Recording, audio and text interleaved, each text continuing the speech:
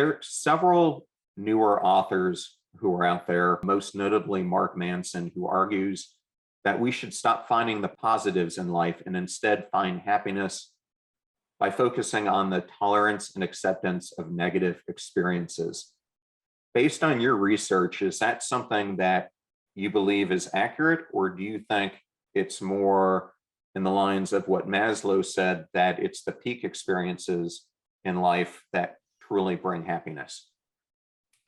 Well, I definitely think there's a very important role for negative experiences. Sometimes people sort of act as if you're thinking about how to be happier, that your aim is to have a perfectly happy life where you're at a 10 on the 1 to 10 scale, 24 hours a day, 7 days a week.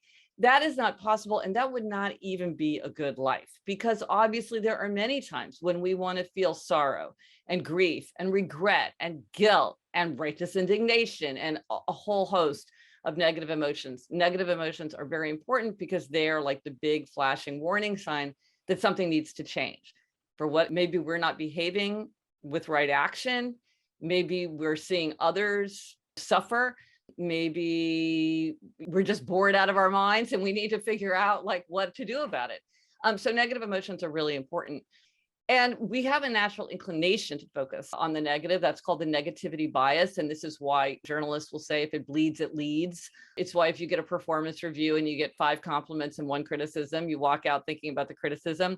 We are just more attracted to negative information because it's more valuable to us kind of from an evolutionary point of view. That's the stuff that can save us from danger. I think it's kind of a false choice to say focus solely on the positive or delve deeply into the negative. I think it's more about understanding that every life includes a wide range of experiences. I mean, I do think that if we have an opportunity to be happier, like why not? I look around the world, starting with myself. I got a lot of low-hanging fruit here. I've got things that I can do without spending a lot of time, energy, or money that I know are going to make me happier. I know that if I stay up until 2 a.m. binge watching Mad Men, it's not going to make me happier. Like, I know that, so I can act on that belief.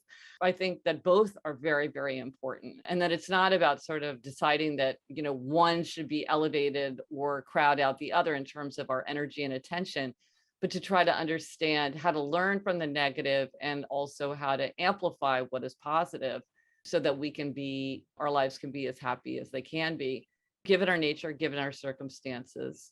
There are some things within our control. There are some things that are not within our control.